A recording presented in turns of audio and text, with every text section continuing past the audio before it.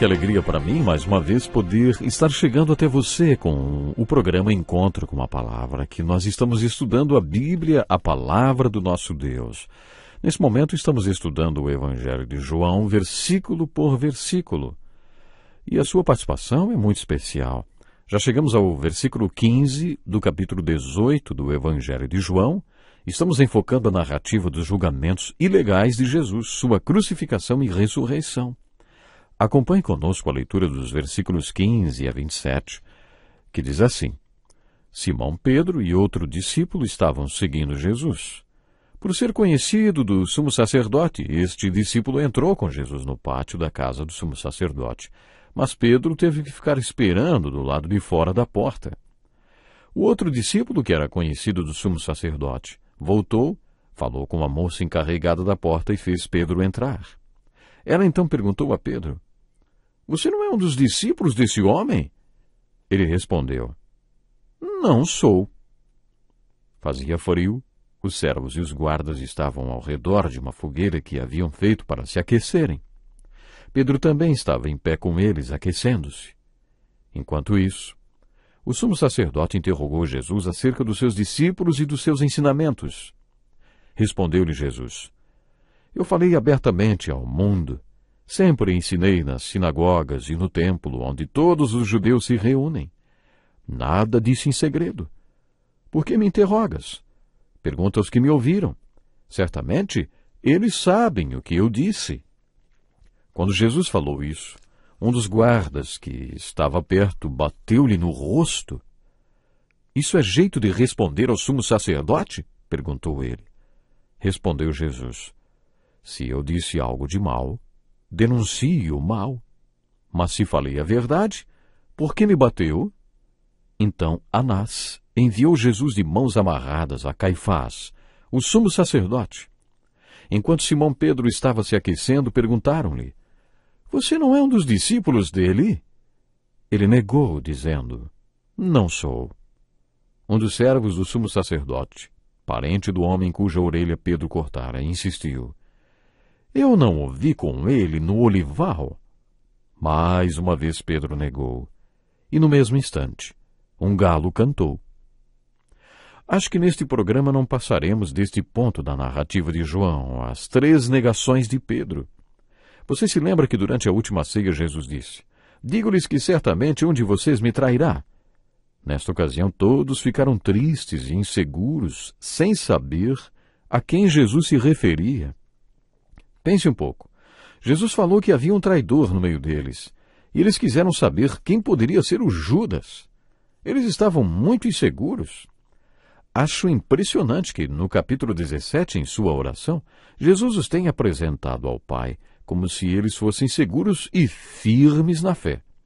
Jesus os apresentou ao Pai como eles seriam depois de sua morte e ressurreição, ascensão e Pentecoste. Jesus foi positivo em relação aos seus apóstolos. Esta é uma característica muito bonita de Jesus. Você sabe ver as pessoas em Cristo? Quer dizer, você já aprendeu a enxergar as pessoas como elas serão quando o Espírito Santo passar a habitar nelas e elas se transformarem em tudo que Cristo quer que elas sejam? Era assim que Jesus enxergava as pessoas. Quando Jesus disse durante a última ceia que um deles o trairia, Pedro fez um discurso. Dizem que devemos sempre prestar atenção na pessoa que faz um discurso.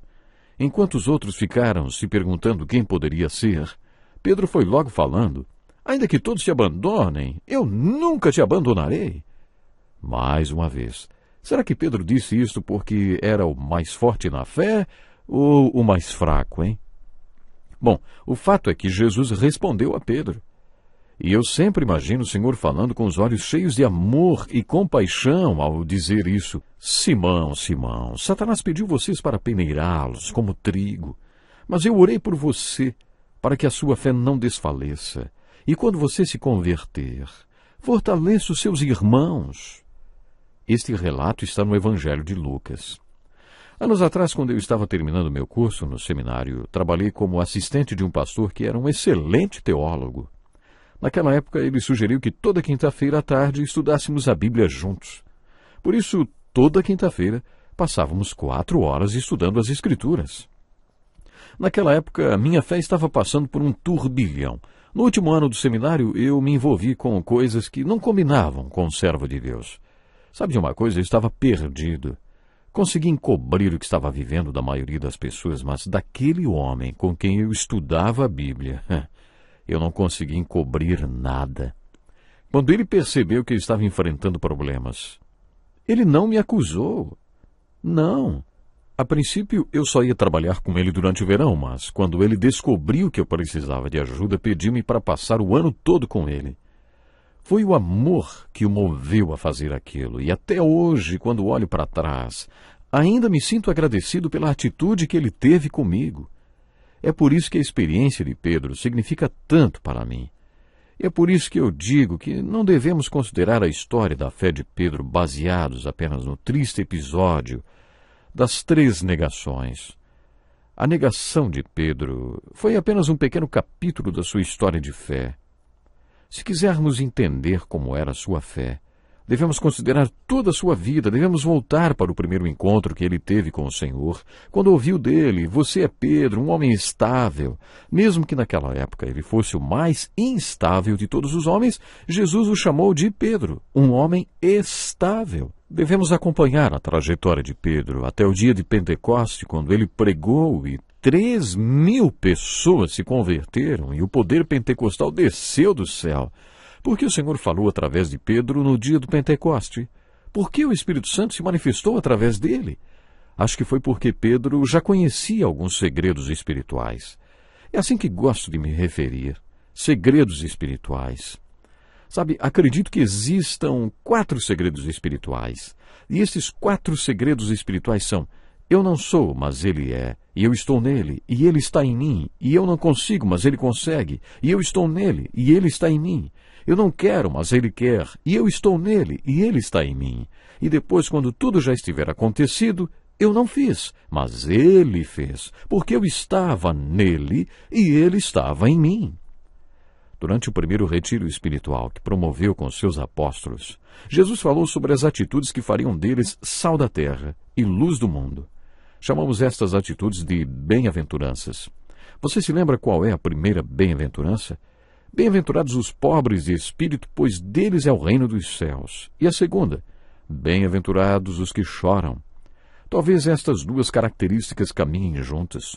Chorar e reconhecer que é pobre de espírito. Porque o Espírito Santo se manifestou através de Pedro no dia de Pentecoste? Talvez porque ele tenha reconhecido que era pobre de espírito. A primeira negação de Pedro ocorre ao redor de uma fogueira no pátio do templo. Havia outro discípulo com ele neste momento, cujo nome não foi mencionado. Pessoalmente, acho que era João, o autor deste evangelho. Ele se refere a ele mesmo em outras passagens desse evangelho como o discípulo a quem Jesus amava. E quase no final do livro, ele revela que o discípulo a quem se referiu durante todo o livro é o autor deste evangelho, quem relatou todos os sinais de Jesus.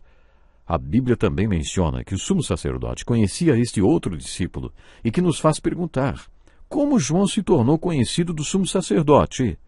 O teólogo William Barclay sugere que o pai de João era um homem de negócios bem-sucedido, um pescador muito próspero. Naquele tempo eles costumavam salgar os peixes para que fossem preservados por mais tempo, e por isso todo mundo comia peixe salgado.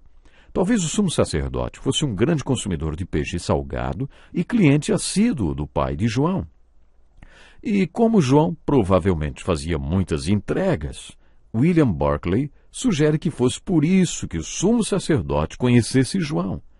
E foi porque João conhecia o sumo sacerdote que ele pôde entrar com Pedro no pátio do templo onde o sumo sacerdote estava. E foi uma menina escrava de plantão no portão que levou Pedro a negar a Jesus pela primeira vez. Ela era apenas uma escrava, e Pedro poderia tê-la ignorado. Aliás, a maneira como ela perguntou: "Você não é um dos discípulos desse homem?" Uma forma suave de negativa na língua grega permitiria que Pedro dissesse: "Ah, claro que não." Ou então: "Não." Mas sabe de uma coisa? Pedro deu uma resposta completa. Pedro disse: "Não sou." Pedro estava se aquecendo junto à fogueira que tinha sido acesa pelos servos e oficiais do templo. Era uma noite fria e a fogueira tinha sido acesa para aquecer os inimigos do Senhor e Pedro estava entre eles. Esse é um capítulo agonizante da vida de Pedro. O texto bíblico conta que Anás questionou Jesus a respeito dos seus discípulos e do seu ensino. Se observarmos os procedimentos ditados pelas leis judaicas para estas situações, veremos que não poderiam ter sido feitas perguntas que tendiam a incriminar o acusado, no caso Jesus.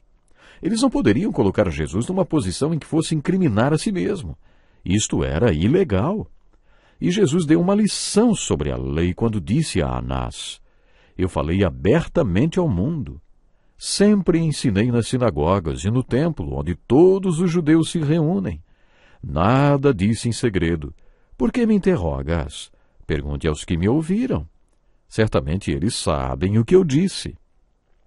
A lei judaica também exigia que houvesse testemunhas da acusação. Só depois que as testemunhas se pronunciassem é que se poderia falar em culpa ou inocência. Por isso Jesus estava sugerindo a Anás que o que estava sendo feito era ilegal. Por que me interrogas? Pergunta aos que me ouviram. Certamente eles sabem o que eu disse. Ao perceber o que Jesus estava fazendo, um dos guardas bateu no rosto de Jesus. E Jesus mais uma vez deu uma aula sobre jurisdição, dizendo assim: se eu disse algo de mal, denuncie o mal. Mas se eu falei a verdade, e é claro que era a verdade, por que me bateu? E o relato bíblico continua dizendo: então Anás enviou Jesus de mãos amarradas a Caifás, o sumo sacerdote. Nós estamos no ponto alto do julgamento de Jesus, mas infelizmente temos que encerrar o nosso encontro com a palavra de hoje, porque o tempo acabou. Programe-se para estar conosco no próximo encontro com a palavra, quando daremos continuidade ao estudo desta importante passagem das Escrituras. Mas antes de eu ir hoje, eu quero mais uma vez dizer para você: não esqueça, é importante você valorizar o sacrifício de Jesus Cristo, o que Ele fez para trazer a salvação para todos nós. Pense nisso. Valorize o sacrifício de Jesus, se você ainda não o valoriza como deveria. Deus abençoe e até o próximo programa. Este é um estudo escrito pelo Dr. Dick Woodward, na voz do pastor Edson Bruno. Até o nosso próximo encontro com a palavra.